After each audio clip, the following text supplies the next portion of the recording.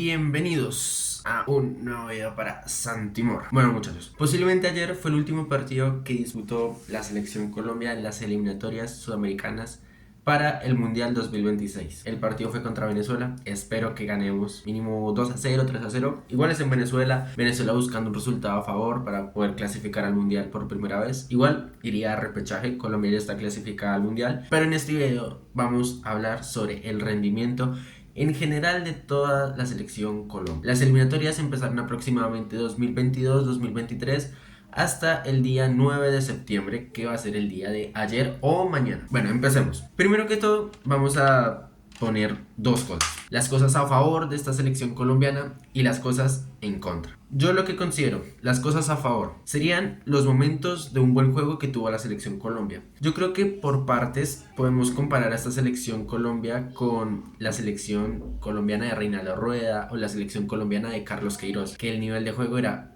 desastroso. O sea, que no se entendían, que incluso tenía que rotar mucho la formación. En cambio, con Néstor Lorenzo, desde el comienzo siempre tuvo como una idea de juego. Desde el comienzo quiso contar con James Rodríguez, haciéndolo partícipe, haciéndolo capitán, cosa que con Reinaldo Rueda esto no pasaba, ya que incluso con Reinaldo Rueda James Rodríguez ni era convocado. Y bueno, yo considero que James Rodríguez es nuestro mejor jugador, ¿no? Entonces esto sí fue un punto muy clave para esta nueva selección colombiana. Después, lo que yo considero es que surgieron jugadores titulares. Es decir, no jugadores que convocaban, desconvocaban, no. Los jugadores que se convocaron fueron muy importantes y fueron titulares hasta el último partido. Por ejemplo, Daniel Muñoz, que es el lateral derecho titular de la selección colombiana. Richard Ríos, volante 5-8, como quieran pensarlo, titular de la selección colombiana. Podemos meter a John Arias, un jugador destacadísimo en ese equipo, en la selección colombiana. Jugador desequilibrante en todos los aspectos del juego. Después, victorias clave. En victorias clave yo puse partidos como la victoria contra Brasil en Barranquilla 2-1, la victoria contra Argentina en Barranquilla 2-1, la victoria Paraguay en Paraguay. Bueno, aunque esta victoria cabe destacar que todavía no estaba Gustavo Alfaro en el seleccionado guaraní, ¿no? Empates, tal vez muchos, sí. Tal vez nos recordó a la selección colombiana de Rueda, que nos llamaban Empatelombia, pero tuvimos victorias muy claves. La goleada a Chile 4-0 en Barranquilla. Tal vez en casa fuimos muy fuertes porque no perdimos ni contra Uruguay, ni contra Paraguay, ni contra Chile, ni contra Brasil, ni contra Argentina. Pero de visita, ese es nuestro problema. Igual eso lo vamos a hablar un poco después. Después, un cuerpo técnico estable. ¿Qué pasó en las anteriores eliminatorias? Carlos Queiroz duró aproximadamente 4 fechas, 5 fechas. Y después llegó Reinaldo Rueda. Incluso Reinaldo Rueda acabó las eliminatorias casi que por contrato, porque en verdad desde hace mucho antes de que sacaran las eliminatorias, Reinaldo Rueda quería ser despedido, porque tuvimos 6 empates al hilo. Eso es lo que yo considero puntos a favor. Voy a poner un punto extra que tal vez no sea muy determinante a la hora de hablar de las eliminatorias, pero fue la Copa América. Yo creo que la Copa América es algo que sí, quedamos de segundas obviamente, pero algo que hace mucho no pasaba y que justo pasó en este ciclo de Néstor Lorenzo. Entonces yo pongo ese punto a favor para Colombia. Ahora, vamos a ver lo negativo. Los puntos en contra que se encontraban en estas eliminatorias. Casi todos van a ser a nivel de juego, o sea, dentro del partido, dentro del campo de juego. Por ejemplo, no encontrar diferentes vías para hacer un gol. Cuando nos tocaba rivales, no sé si pequeños, pero rivales que tienen un juego mucho menor al que tiene Colombia. Colombia no sabía cómo llegar al arco. Hacía pases, tenía la pelota, pero no podía patear. O sea, no sabía diferentes vías para hacer un gol que no fuera lo que ya tenía en mente. Es decir, que no encontraba un plan B, un plan C, un plan D. No, siempre quería hacer el plan que tenían. Eso fue lo malo de Colombia. Y a esto se le suma la poca eficacia cuando teníamos oportunidades para hacer un gol. Porque si nos ponemos a ver los delanteros 9, los delanteros centros de Colombia, casi ninguno tiene más de 3 goles. Nuestro goleador fue Luis Díaz, que es un extremo y bueno, es el mejor jugador de Colombia actualmente. Pero Borré tiene 3 goles. John Córdoba creo que tiene 3 o 2 goles. Borja en su momento que fue convocado. Durán tiene 2 goles. Entonces, la poca eficacia de nuestros goleadores o de nuestros delanteros. Ahora, un punto en contra que estos fuera del campo fue la posible pelea de John Durán con el cuerpo técnico, con varios jugadores de la selección, que esto igualmente puede ser un chisme, puede que no sea un chisme, pero algo tuvo que pasar para que John Durán fuera desafectado en su momento, para que después no lo convocaran. Algo tuvo que pasar, no voy a meterme mucho en ese tema porque no hay mucha información, pero de tantos rumores que salen, puede que algo sea cierto, la verdad. Ahora, jugadores que sí deberían estar en esa selección, que deberían ir al mundial. Tal vez la figura colombiana ya es viejo, sí, posiblemente su último mundial, posiblemente contra Venezuela sea su último partido. James Rodríguez tiene 34 años, tal vez sea su último mundial, posiblemente sea su último mundial, posiblemente es el partido contra Venezuela, sea el último que juegue con Colombia en las eliminatorias, pero James de ir al mundial sí o sí. Camilo Vargas, un jugador tal vez relegado a ser suplente porque tuvo que vivir a la par de David Ospina, pero que al ser titular supo tener un muy buen nivel. Eso sí, Kevin Mieren en los partidos que tuvo que ser titular lo hizo medianamente bien. O sea que en el arco tenemos futuro. Punto a favor. John Lucumí, Davinson Sánchez, Daniel Muñoz.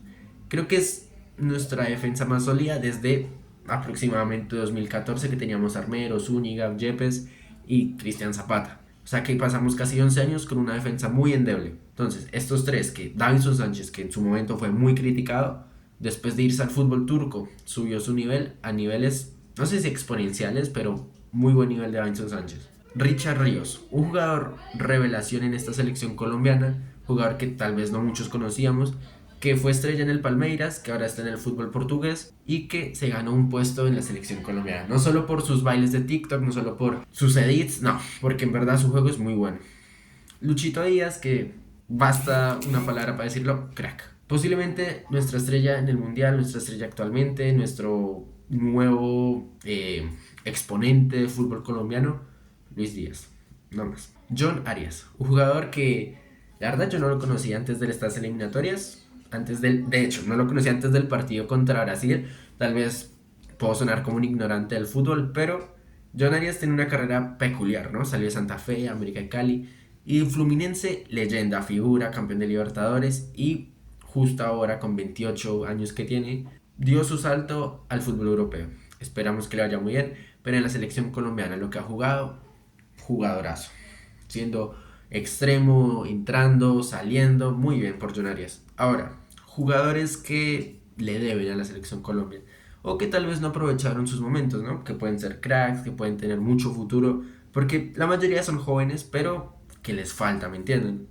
Vamos a empezar con tal vez el que muchos esperábamos y tal vez pueda dar mucho, espero que dé mucho por Colombia, John Jader Durán. Creo que tuvo una etapa muy buena en su momento, en el Aston Villa, pero después de irse a Arabia tuvo un bajón futbolístico tremendo. Y bueno, después de la supuesta pelea, no ha sido convocado. Creo que igual en la última fecha estuvo lesionado. Entonces, como que también es como motivos para que no lo convoquen, obviamente. Pero algo pasó con Durán. Igualmente, algunos partidos en los que entró no lo hacía muy bien. Tal vez no tenía los espacios. Tal vez no era el momento para que entrara. Borré creo que es uno de los jugadores con más partidos en la era de Néstor Lorenzo, pero cuando fue convocado y cuando fue titular o cuando entraba a jugar, la verdad que no lo hacía muy bien. O tal vez jugaba muy bien para el equipo, pero cuando él tenía la oportunidad de hacer un gol, ahí es cuando no entraba la pelota de Borré. Jorge Carrascal. Es un tema difícil con él porque creo que él también tuvo muchas complicaciones porque él estaba en el fútbol ruso, entonces también llegaba como súper tarde a las concentraciones, tal vez no concentraba bien, no podía entrenar al 100% porque, qué sé yo, llegaría cansado. Pero es que la verdad que cuando entraba Jorge Carrascal no se le veía como un nivel al momento en el que entraba, porque muy pocas veces fue titular, casi siempre era un revulsivo, entraba a minutos 60, 70 y cuando entraba considero yo que no lo hacía muy bien. Yacer Asprilla, creo que lo convocaron muy pocas veces fue titular, muy pocas veces entró. Recuerdo haberlo visto contra Bolivia en el Alto, que la verdad no le fue muy bien jugando allá. Y es lo mismo, muy joven, tiene 21 o 22 años, igual que John Durán, pero es que considero yo que desde ahora deben ir mostrando esa capacidad, ¿no? Tal vez estamos acostumbrados a pensar en que James a sus 20 años ya era titular de la selección Colombia, que llegó a ser capitán, pero bueno, hay que darles tiempo.